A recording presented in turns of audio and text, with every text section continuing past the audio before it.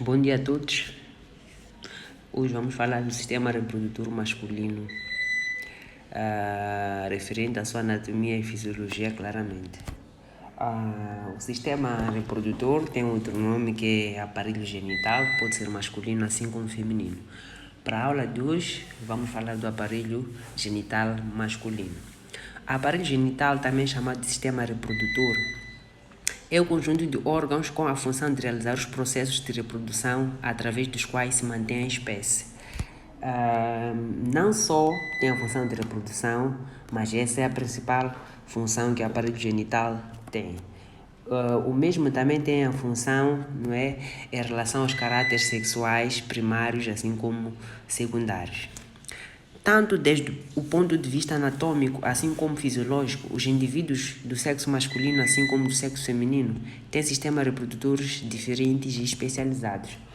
Aqui é importante frisar que durante a gravidez, até o 5º mês de gravidez, a gônada, não é indiferente, não é masculina nem feminina. Então, a partir do 5º mês já começa a diferenciação. É a partir daí que, através da ecografia, já é possível ver que está a se tratar de um testículo ou está a se tratar de um ovário. Mas que fique claro que o material genético já estava predestinado para um determinado sexo, não é? Logo depois da fecundação em que vai se determinar os próprios cromossomas, se é XX ou XY. Mas em termos anatômicos começa a ser evidente a ecografia a partir do 5º mês de gravidez. Os homens produzem gametas masculinos, que são espermatozoides, capazes de se unir ou fecundar os gametas femininos, que são os óvulos, para criar o zigoto. O zigoto é que vai criar os novos indivíduos. Então, o conceito de gravidez, não é, acaba sendo definido pela união do espermatozoide, não é, com o óvulo a nível das trompas de Falópio. É importante frisar que o espermatozoide, em média, tem 1 a 2 dias de vida, no máximo, na maior parte dos pacientes, dos indivíduos, 3. Embora existam estudos que revelem que existem casos excepcionais em que os espermatozoides consigam ficar até 7 dias, mas é um caso excepcional, como eu tinha dito. Então, em média, 1, 2 a 3 dias é o tempo de vida do espermatozoide. Isso para dizer que, depois da ejaculação, os espermatozoides, quando vai para as trompas de Falópio, pode ficar até 3 dias à espera da ovulação, não é? Até 3 dias à espera do período fértil da mulher, não é? Para que haja formação de zigoto e consumação da gravidez.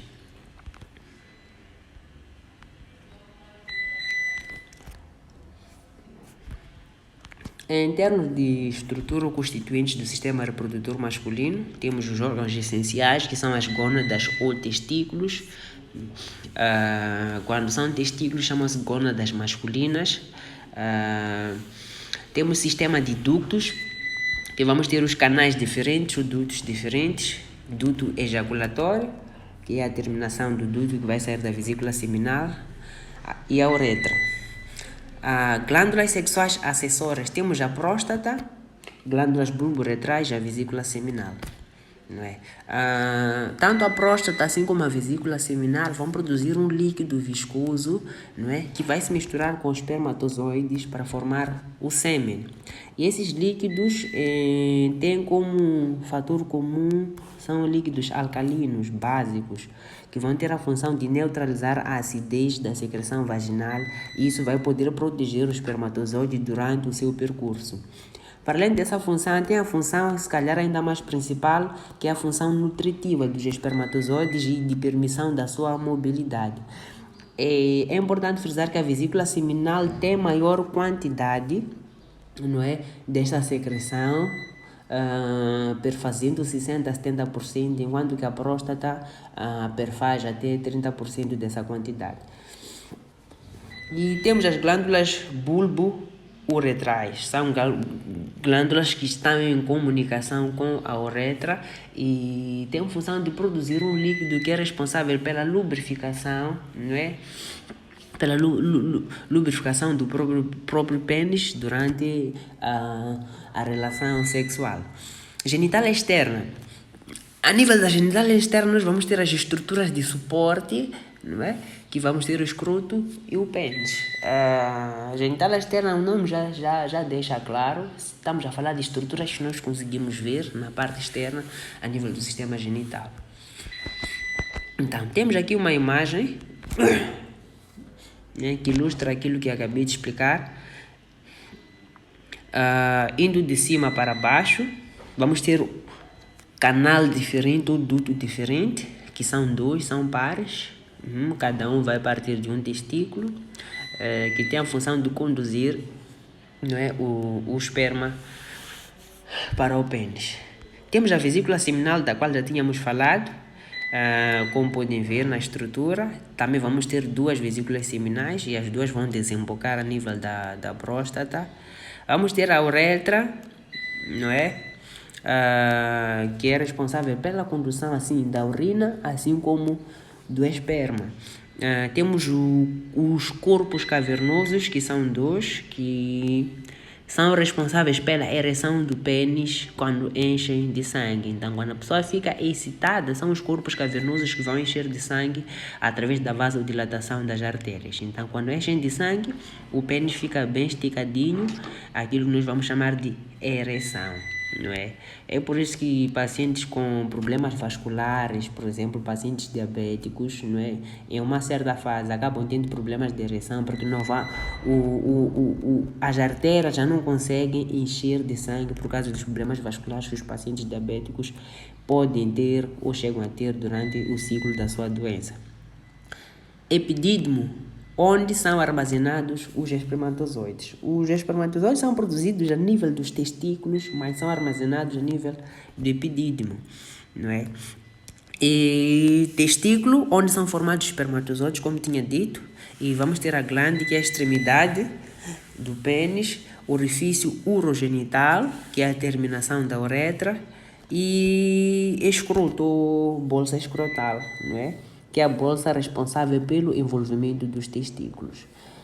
Aqui é importante frisar que a bolsa escrotal está relacionada, não é, com a função de contrair e relaxar em função da temperatura, através do músculo cremastérico. Isso por quê? Porque estamos a assumir que o nosso corpo tem uma temperatura normal, e os testículos têm que ter 1 grau centígrado a menos em relação à nossa temperatura normal, porque os testículos não suportam uma temperatura, não é, acima, não é, da temperatura que é ideal para os testículos. Isso por quê? Porque há de haver morte dos espermatozoides e dificuldade da produção dos mesmos, que pode culminar com a infertilidade do homem. Então é por isso que os testículos estão do lado de fora, para poderem ter 1 grau a menos. Se nós assumimos que a pessoa tem 36 a 37 graus centígrados como temperatura normal, né, significa que os testículos têm que ter 35 a 36 graus centígrados como temperatura normal. Em situações em que faz frio, no tempo de inverno, não é? O que acontece? Há de haver contração do escroto para tentar aproximar o testículo do corpo, que é um bocadinho mais quentinho, para ter aquela temperatura ótima. Em situações de verão, há de haver relaxamento do escroto através do músculo cremastérico para tentar distanciar os testículos do corpo, que supostamente estão um bocadinho mais quente. Então isso tudo para poder manter a fertilidade. Então temos aqui uma imagem mais ilustrativa de algumas estruturas do sistema genital masculino. Temos a vesícula seminal, como já fica claro que é uma vesícula dupla, não é? E acaba confluindo com um canal diferente e juntos vão entrar a nível da próstata.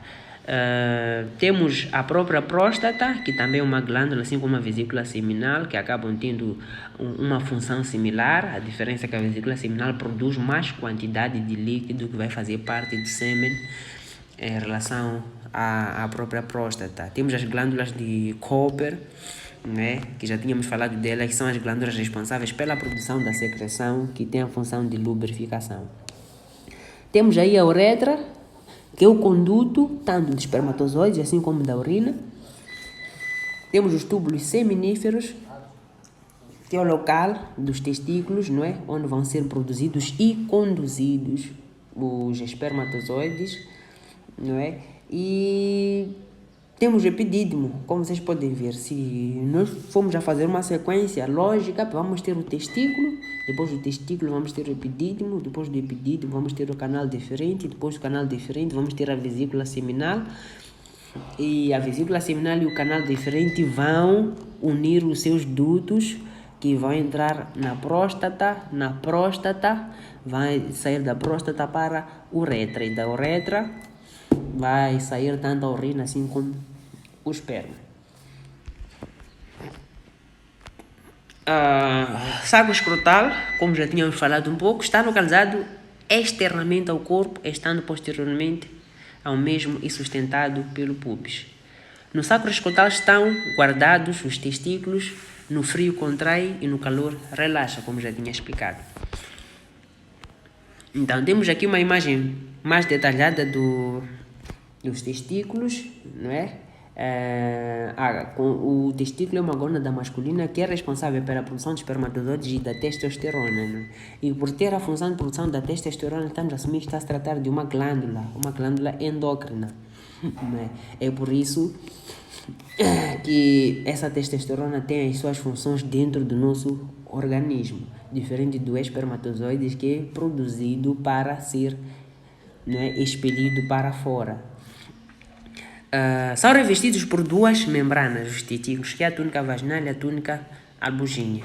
Os testículos possuem divisões chamadas de lóbulos testiculares, que podem chegar a ter 250 por cada testículo. Então, é a nível desses lóbulos testiculares que são produzidos os espermatozoides, não é?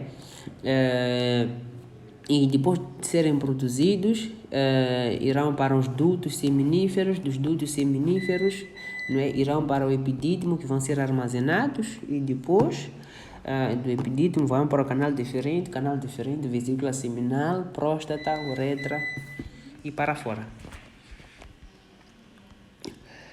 Então temos aqui uma estrutura do espermatozoide. Ele é constituído pela cabeça, parte intermédia, e pela cauda ou flagelo, que é responsável pela mobilização do próprio espermatozoide. Os testículos produzem cerca de 100 milhões de espermatozoides. Abaixo de 20 milhões pode ser considerado estéril. Isto é, se alguém produz menos do que 20 milhões de espermatozoides por ejaculação, significa que esse indivíduo, não é, corre risco de realmente ser estéril, porque mesmo para os indivíduos que produzem 100 milhões de espermatozoides não é suficiente. Pelo menos tem que ter 60% desses espermatozoides viáveis, saudáveis, não é? Porque não basta nada ter muitos espermatozoides se a maior parte deles não estão saudáveis, ou porque tem incapacidade de mobilização, incapacidade de ativação, incapacidade de fecundação e por aí em diante.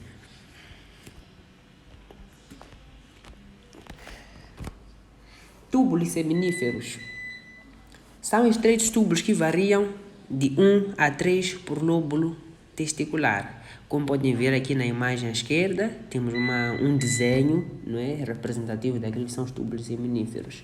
Cada túbulo pode chegar até 60 centímetros de comprimento. É nos mesmos em que são produzidos, não é, os gametas masculinos, que são os espermatozoides. E nos túbulos encontram-se as células de Leydig, que são responsáveis pela produção da testosterona. Então aqui fica claro que há produção de espermatozoides e produção da testosterona. Os espermatozoides são aqueles que vão ser responsáveis pela continuidade da vida humana. A testosterona vai ser responsável pelos caráteres sexuais primários e secundários.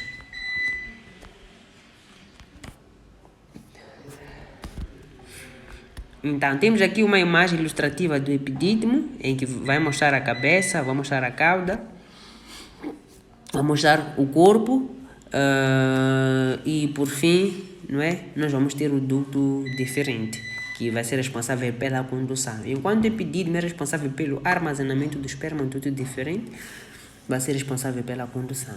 E é importante frisar que, a nível do epidídimo, os espermatozoides são armazenados e passam pela fase de diferenciação, em que os espermatozoides começam a ter o flagelo, que é responsável pela mobilização.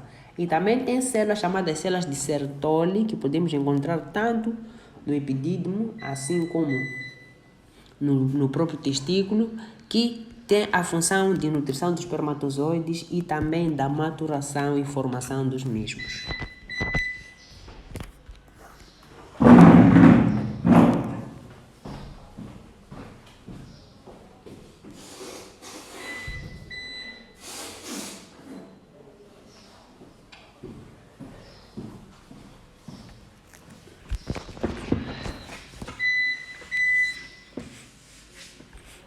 Então, temos aqui uma imagem representativa do canal deferente, onde é que ele termina, não é?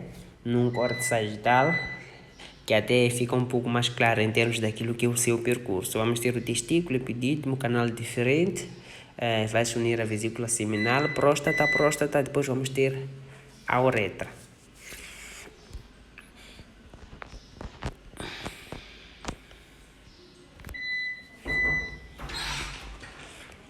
Duto ejaculatório é formado pela união do duto excretor da vesícula seminal e duto deferente, iniciando-se na base da próstata. Então, a união desses dois ductos, estamos a falar que temos a vesícula seminal, não é? Que vai ter um ducto, vai entrar na próstata, e vamos ter o próprio canal deferente, não é? Que também vai entrar na próstata. Então, a união desses dois ductos vai se chamar de duto ejaculatório, porque estamos a assumir que tanto a secreção que é produzida na vesícula seminal, tanto o espermatozoide está a ser conduzido no canal deferente, misturado com a secreção que é produzida na próstata, em conjunto vão formar o esperma, não é? Porque esperma e espermatozoides não é a mesma coisa. Os espermatozoides faz parte do esperma. Então, o esperma é como se fosse um solvente, é como se fosse todo o conjunto. O espermatozoide é como se fosse um dos constituintes. Porque nós vamos ter a secreção da vesícula seminal, da próstata e o próprio espermatozoide que vem do testículo através do canal deferente. Então, é a partir daí que já vai ocorrer a ejaculação.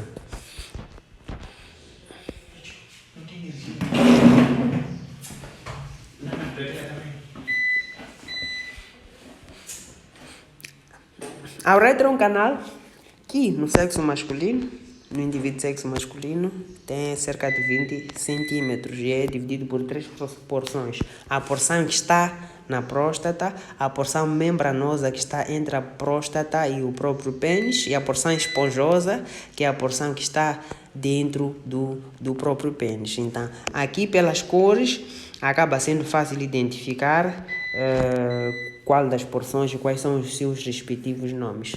Como vocês podem ver, tem a vesícula seminal que vai desembocar a nível da uretra prostática.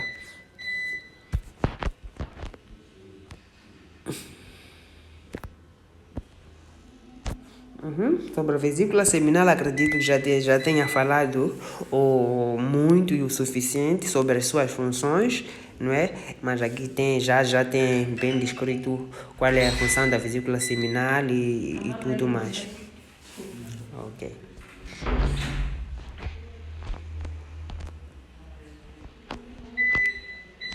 Sobre a próstata, também é a mesma situação. Já ficou claro que tem quase a mesma função que a da vesícula seminal. Tem uma percentagem na produção do líquido que vai ser responsável pela formação do sêmen em menor percentagem em relação à vesícula seminal. Também as glândulas bulboretrais, que têm a função de lubrificação, da qual já tínhamos falado antes. Então, temos aqui a imagem. Então, para além desse nome, também são chamadas de glândulas de Cooper. E como órgão sexual externo, vamos ter o pênis.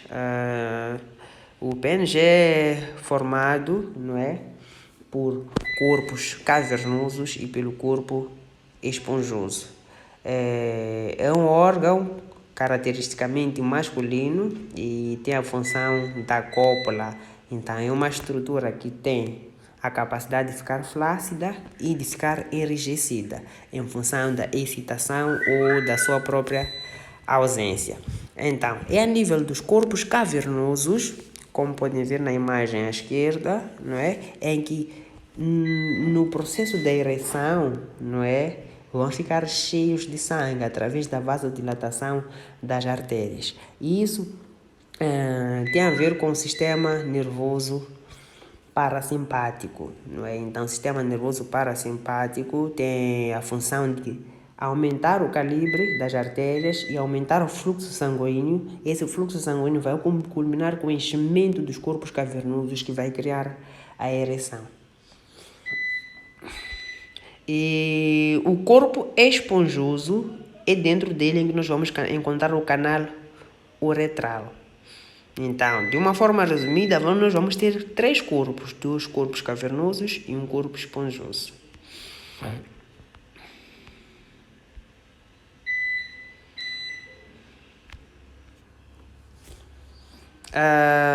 Antes de falar do controle hormonal, falando mesmo daquilo que é a ereção, é importante vocês terem noção de que a ereção é responsabilizada pelo sistema nervoso parasimpático. Existe sistema nervoso simpático e sistema nervoso parasimpático. O sistema nervoso simpático tem a ver com situações de estresse, situações de fuga, situações de luta, enquanto que o sistema nervoso parasimpático tem a ver com situações de relaxamento, situações de realização e de satisfação. Posso dar um exemplo claro: quando tu vais à casa de banho, vais defecar, estás tenso ou estás relaxado? Com certeza estás a relaxar. Quando tu vais urinar, como é que te sentes? Sentes-te relaxado. Então, isso significa que é o sistema nervoso parasimpático que está a funcionar. Mas se por acaso tu te deparas com um cão do nada na rua, não é? Um pastor alemão, como é que tu ficas? Ficas assustado, ficas tenso, ficas em estresse, em estado de estresse. Então é o sistema nervoso simpático. Isso significa o quê? Que os batimentos cardíacos vão aumentar, a frequência cardíaca vai aumentar, as pupilas vão dilatar, não é? Isso tudo para fazer o quê? Para aumentar o fluxo sanguíneo, para poderes ter força a nível dos músculos, para poderes fugir. Se as pupilas dilatam, para tu poderes aumentar a visibilidade. Então, é a mesma coisa que acontece num indivíduo em ereção e no indivíduo que não está em ereção. Então, para tu estares em ereção, precisa estar tenso ou estar relaxado. Não é? Precisa estar relaxado. Tu precisa estar confiante. Tanto é que a ansiedade, não é? É uma das causas de problemas de ereção. Então, quando tu tens, não é, um encontro com uma pessoa nova ou não confias em ti ou por qualquer outro motivo, não é, quando tu ficas tenso, não é, dificilmente vais manter a ereção. Mas quando tu já estás com alguém que tu confias, alguém que tu conheces há muito tempo, não tens motivos para estar tenso, não é? A ereção é muito fácil. É só a pessoa mandar mensagem para ti, é só a pessoa chegar na tua casa, não é? Então, é por isso que é importante que vocês entendam sobre o sistema nervoso parasimpático e o sistema nervoso simpático, que acaba sendo mais problema psicológico do que problemas médicos. Mas também é importante frisar que se tu tiveres um problema a nível do sistema nervoso que vai afetar o sistema nervoso parasimpático, logicamente que vais ter problemas de ereção. Indo para o controle hormonal, temos aqui como é que é feito o feedback negativo para a produção das hormonas masculinas. Temos de cima para baixo o hipotálamo, depois vamos ter a hipófise e depois nós vamos ter o próprio testículo, não é? Então, a nível do testículo, nós vamos ter as células de Leydig e as células de Sertoli. As células de Sertoli são responsáveis pela espermogênese, que significa a produção de espermatozoides. E as células de Leydig são responsáveis pela produção da testosterona, que é responsável pelo desenvolvimento dos caráteres sexuais primários e secundários, como já tinha dito antes. Então, se temos as setas verdes que indicam estimulação e as setas vermelhas que indicam inibição. Então, se nós tivermos uma produção suficiente de testosterona, haverá um feedback negativo da testosterona para o hipotálamo, assim como para a hipófise, para dar informação que deve reduzir a quantidade de produção de testosterona, porque a testosterona que está a ser produzida já é suficiente. A mesma coisa vai acontecer para as células de Sertoli. Agora, se estivermos numa situação em que a produção de testosterona é baixa, haverá um feedback também negativo para hipotálamo, assim como a hipófise, para produzir mais testosterona, porque a quantidade de testosterona que estava a ser produzida era insuficiente. Então, de uma forma resumida, é assim como o nosso organismo funciona. Esse tipo de sistema de feedback negativo é característico principalmente do sistema endócrino, não é? Porque o contrário seria o ciclo vicioso que não será bem-vindo para o nosso organismo.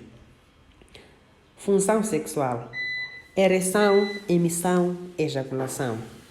Ereção é o enrijecimento do pênis causado pelo enchimento dos seios cavernoso, que é responsabilizado pelo sistema nervoso parasimpático, que vai causar a vasodilatação e, consequentemente, enchimento dos seios cavernosos e ereção do pênis. Emissão é a passagem do sêmen desde as vesículas seminais até a uretra prostática, onde se mistura com o líquido prostático, não é? Aquilo que nós vamos chamar de sêmen, não é? E ejaculação, não é? Normalmente coincide, não é, com a última fase da excitação sexual, que é o orgasmo. Porque ejaculação por si só, não é a saída dos espermatozoides. Agora, orgasmo, não é a sensação de prazer intenso. Nem sempre a ejaculação vai coincidir com o orgasmo, não é? Embora na maior parte das vezes o que acontece é isso. Obrigado, espero ter sido claro. Vamos continuar a discussão no grupo.